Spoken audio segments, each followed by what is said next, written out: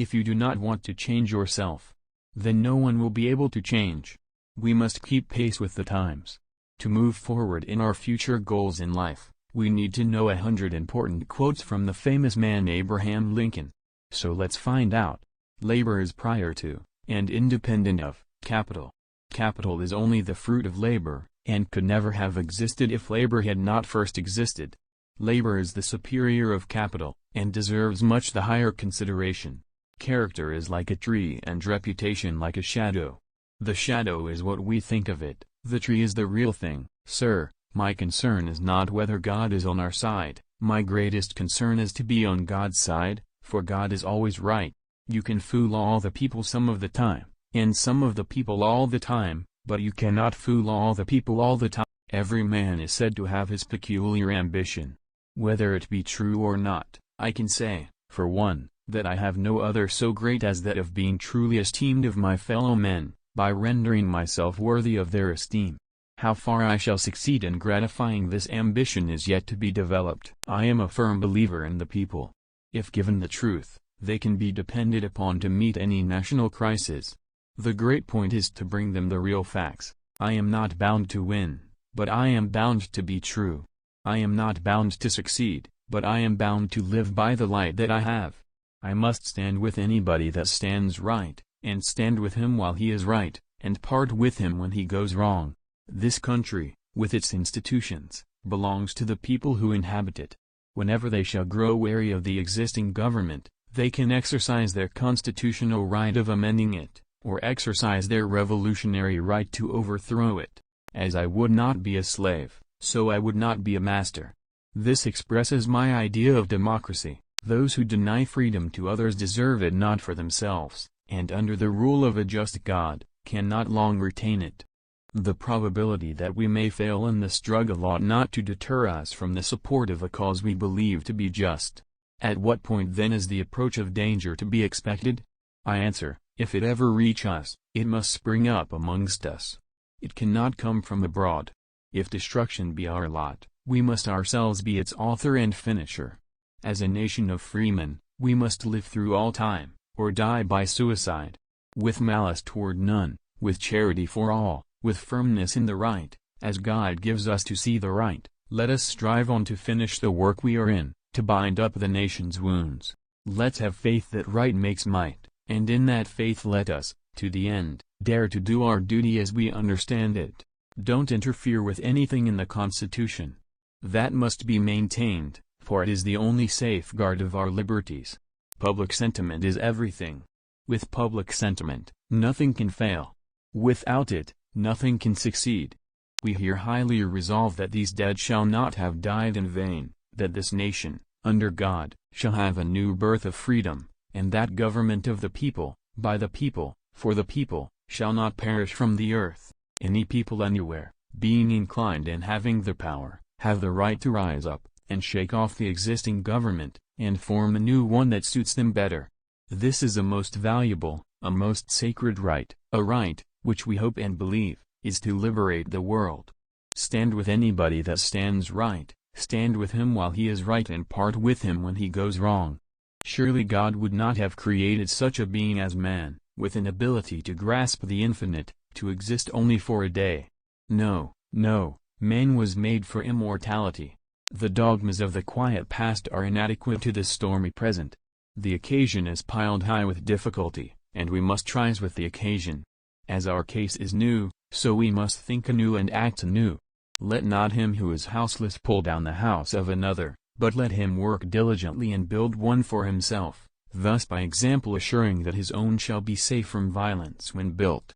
Slavery is founded in the selfishness of man's nature, opposition to it is his love of justice. These principles are an eternal antagonism, and when brought into collision so fiercely, as slavery extension brings them, shocks and throes and convulsions must ceaselessly follow. When I am getting ready to reason with a man, I spend 1/3 of my time thinking about myself and what I am going to say and 2/3 about him and what he is going to say. I know that the Lord is always on the side of the right, but it is my constant anxiety and prayer that I and this nation may be on the Lord's side. The way for a young man to rise is to improve himself in every way he can, never suspecting that anybody wishes to hinder him. It is rather for us here dedicated to the great task remaining before us, that from these honored dead we take increased devotion to that cause for which they gave the last full measure of devotion. The mystic cords of memory, stretching from every battlefield and patriot grave to every living heart and hearthstone, all over this broad land, will yet swell the chorus of the Union, when again touched, as surely they will be, by the angels of our nature. Fellow citizens, we cannot escape history. We, of this Congress and this administration, will be remembered in spite of ourselves. No personal significance, or insignificance, can spare one or another of us. The fiery trial through which we pass will light us down in honor or dishonor, to the latest generation. I desire so to conduct the affairs of this administration that if at the end I have lost every other friend on earth, I shall at least have one friend left, and that friend shall be down inside of me. If a man had more than one life, I think a little hanging would not hurt this one, but after he is once dead, we cannot bring him back, no matter how sorry we may be, so the boy shall be pardoned. I believe it is universally understood and acknowledged that all men will ever act correctly, unless they have a motive to do otherwise. When the white man governs himself, that is self-government, but when he governs himself and also governs another man, that is more than self-government, that is despotism. I understand a ship to be made for the carrying and preservation of the cargo, and so long as the ship can be saved, with the cargo, it should never be abandoned. This Union likewise should never be abandoned unless it fails and the possibility of its preservation shall cease to exist, without throwing passengers and cargo overboard. If the great American people will only keep their temper, on both sides of the line, the troubles will come to an end, and the question which now distracts the country will be settled just as surely as all other difficulties of like character which have originated in this government have been adjusted. If ever I feel the soul within me elevate and expand to those dimensions not wholly unworthy of its almighty architect, it is when I contemplate the cause of my country, deserted by all the world beside, and I standing up boldly and lone and hurling defiance at her victorious oppressors. I have always hated slavery, I think, as much as any abolitionist. I have been an old line Whig. I have always hated it, but I have always been quiet about it until this new era of the introduction of the Nebraska bill began. I hope to stand firm enough to not go backward, and yet not go forward fast enough to wreck the country's cause. I hold that while man exists, it is his duty to improve not only his own condition, but to assist in ameliorating mankind. It was that which gave promise that in due time the weights should be lifted from the shoulders of all men, and that all should have an equal chance. This is the sentiment embodied in that Declaration of Independence. The people know their rights, and they are never slow to assert and maintain them when they are invaded. In this sad world of ours, sorrow comes to all, and to the young, it comes with bitterest agony because it takes them unawares. I have had experience enough to know what I say. If you think you can slander a woman into loving you, or a man into voting for you, try it till you are satisfied. In giving freedom to the slave, we assure freedom to the free, honorable alike in that we give and what we preserve. We shall nobly save, or meanly lose, the last best hope of earth. Our defense is in the preservation of the spirit which prizes liberty as a heritage of all men, in all lands, everywhere. Destroy this spirit and you have planted the seeds of despotism around your own doors. Biographies, as generally written, are not only misleading but false. In most instances, they commemorate a lie and cheat posterity out of the truth. That I am not a member of any Christian church is true, but I have never denied the truth of the Scriptures, and I have never spoken with intentional disrespect of religion in general, or of any denomination of Christians in particular. A living dog is better than a dead lion. Judge Douglas, if not a dead lion for this work, is at least a caged and toothless one. How can he oppose the advances of slavery? He don't care anything about it. I go to assume a task more difficult than that which devolved upon Washington.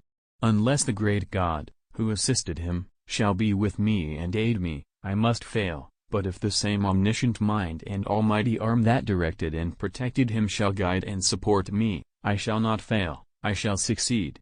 It is not my nature, When I see a people borne down by the weight of their shackles, the oppression of tyranny, to make their life more bitter by heaping upon them greater burdens, but rather would I do all in my power to raise the yoke than to add anything that would tend to crush them. In my view of the present aspect of affairs, there is no need of bloodshed and war. There is no necessity for it. I am not in favor of such a course, and I may say in advance, there will be no bloodshed unless it be forced upon the government. The government will not use force unless force is used against it. I think that slavery is wrong, morally, socially and politically. I desire that it should be no further spread in these United States, and I should not object if it should gradually terminate in the whole Union. Whatever woman may cast her lot with mine, should any ever do so, it is my intention to do all in my power to make her happy and contented, and there is nothing I can imagine that would make me more unhappy than to fail in the effort.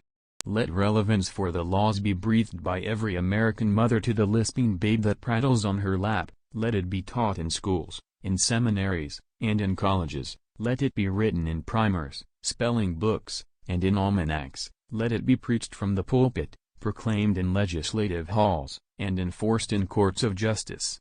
My paramount object in this struggle is to save the Union, and is not either to save or to destroy slavery. If I could save the Union without freeing any slave, I would do it, and if I could save it by freeing some and leaving others alone, I would also do that. You may think it was a very little thing, and in these days it seems to me like a trifle, but it was a most important incident in my life. I could scarcely credit that I, the poor boy, had earned $1 in less than a day, that by honest work, I had earned $1. I was a more hopeful and thoughtful boy from that time. The assertion that all men are created equal was of no practical use in effecting our separation from Great Britain, and it was placed in the Declaration not for that, but for future use. For my part, I desire to see the time when education, and by its means, morality, sobriety, enterprise and industry, shall become much more general than at present, and should be gratified to have it in my power to contribute something to the advancement of any measure which might have a tendency to accelerate the happy period. We find ourselves under the government of a system of political institutions, conducing more essentially to the ends of civil and religious liberty, than any of which the history of former times tells us. He who would be no slave must consent to have no slave. Those who deny freedom to others deserve it not for themselves, and, under a just God, cannot long retain it. It would astonish if not amuse the older citizens to learn that I, a strange, friendless, uneducated, penniless boy, working at $10 per month, have been put down as the candidate of pride, wealth, and aristocratic family distinction. Repeal the Missouri Compromise, repeal all compromises, repeal the Declaration of Independence, repeal all past history, you still cannot repeal human nature. It will be the abundance of man's heart that slavery extension is wrong, and out of the abundance of his heart, his mouth will continue to speak. I should like to know if, taking this old Declaration of Independence, which declares that all men are equal upon principle, you begin making exceptions to it, where will you stop? If one man says it does not mean a Negro, why not another say it does not mean some other man? Upon the subjects of which I have treated, I have spoken as I have thought. I may be wrong in regard to any or all of them, but, holding it a sound maxim that it is better only sometimes to be right than at all times to be wrong, so soon as I discover my opinions to be erroneous, I shall be ready to renounce them. By what principle of original right is it that 1/50th or 1/90th of a great nation, by calling themselves a state, have the right to break up and ruin that nation as a matter of original principle? Illinois surpasses every other spot of equal extent upon the face of the globe in fertility of soil and in the proportionable amount of the same which is sufficiently level for actual cultivation. Our Declaration of Independence was held sacred by all and thought to include all, but now, to aid in making the bondage of the Negro universal and eternal, it is assailed, sneered at, construed, hawked at, and torn, till, if its framers could rise from their graves, they could not at all recognize it. The people themselves, and not their servants, can safely reverse their own deliberate decisions. Upon the subject of education, not presuming to dictate any plan or system respecting it, I can only say that I view it as the most important subject which we, as a people, can be engaged in. We think the Dred Scott decision is erroneous. We know the court that made it has often overruled its own decisions, and we shall do what we can to have it overruled us. There may sometimes be ungenerous attempts to keep a young man down, and they will succeed, too, if he allows his mind to be diverted from its true channel to brood over the attempted injury. Why was the amendment, expressly declaring the right of the people to exclude slavery, voted down? Plainly enough now, the adoption of it would have spoiled the niche for the Dred Scott decision. Let the people on both sides keep their self-possession, and just as other clouds have cleared away in due time, so will this, and this great nation shall continue to prosper as before. I learned a great many years ago that in a fight between husband and wife, a third party should never get between the woman's skillet and the man's axe helve. The legal right of the Southern people to reclaim their fugitives I have constantly admitted. The legal right of Congress to interfere with their institution in the states I have constantly denied. Whether slavery shall go into Nebraska or other new territories is not a matter of exclusive concern to the people who may go there. The whole nation is interested that the best use shall be made of these territories. We want them for the homes of free white people. It is with your aid, as the people, that I think we shall be able to preserve not the country, for the country will preserve itself, but the institutions of the country, those institutions which have made us free, intelligent, and happy, the most free, the most intelligent, and the happiest people on the globe. I have said 100 times, and I have no inclination to take it back, that I believe there is no right, and ought to be no inclination in the people of the free states to enter into the slave states, and to interfere with the question of slavery at all. I have said that always. The man who could go to Africa and rob her of her children, and then sell them into interminable bondage, with no other motive than that which is furnished by dollars and cents, is so much worse than the most depraved murderer that he can never receive pardon at my hand. He who molds the public sentiment, makes statutes and decisions possible or impossible to make. No policy that does not rest upon some philosophical public opinion can be permanently maintained. To the best of my judgment, I have labored for, and not against, the Union. As I have not felt, so I have not expressed any harsh sentiment towards our Southern brethren. I have constantly declared, as I really believed, the only difference between them and us is the difference of circumstances.